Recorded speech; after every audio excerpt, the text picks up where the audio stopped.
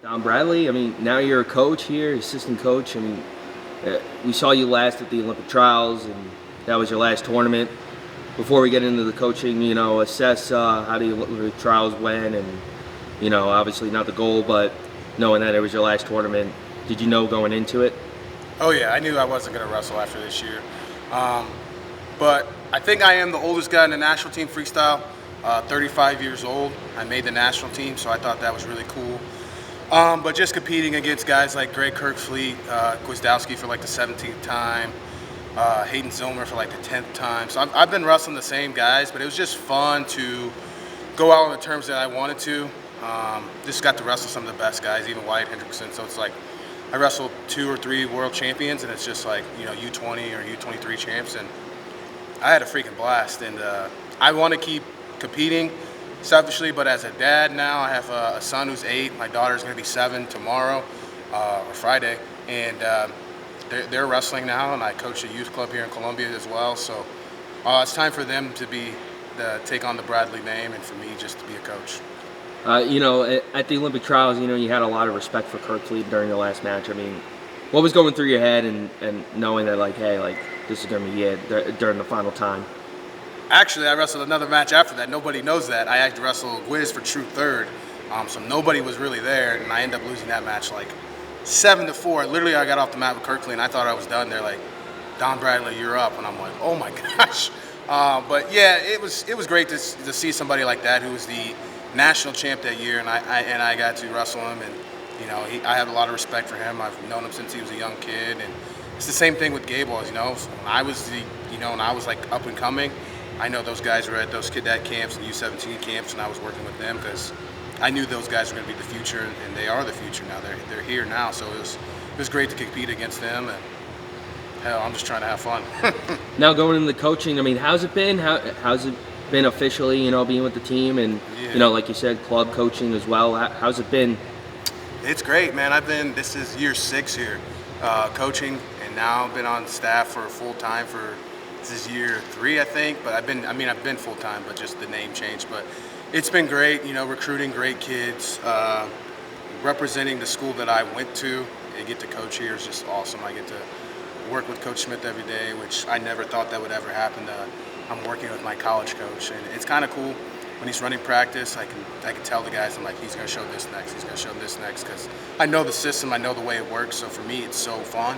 And then working with a great staff, Coach Maples, the next up-and-coming big coach, so it's great to work with him, and I love it. So I'm just always learning, and even as a youth coach, I'm working with great people, so it's fun.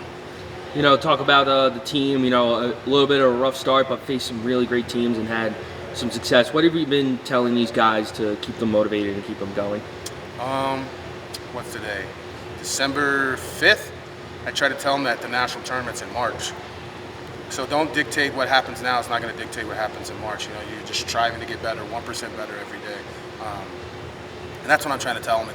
It's a long game, right? And it goes by quick, but the training cycles, the training cycles we're going through, the schedule that we have is, dude, we've wrestled every team, and we're going to before the new year. We're going to wrestle everybody. And then second semester, it only gets tougher. But the reason why we have this schedule is because when we get to nationals, we've seen every single style. We've wrestled everybody, so you're not surprised. Talk about reflecting on your career. Is there a match in particular that maybe you tell these guys, like, hey, like, I was down big in this match, but I know, like, it, or maybe it was like a time in the season that you just weren't clicking, and then all of a sudden it clicked and were able to kind of persevere? Honestly, I can't remember too many matches. There's too many. But I just try to remind them of, like, hey, I've been in your shoes. I've done this situation.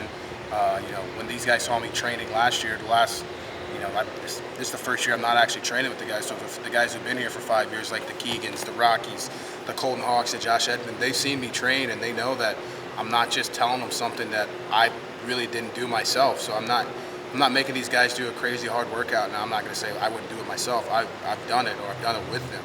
So those guys that have been here for a while have seen it.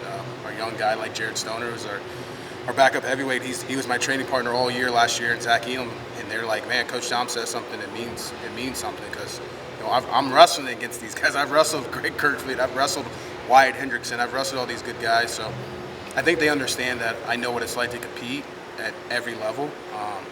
It's not like I'm really far removed from wrestling. Maybe folk style, but freestyle, I'm not. So yeah. Finally, talk about your excitement level for this group heading in. Obviously, a big weekend coming up, and for the rest of the season.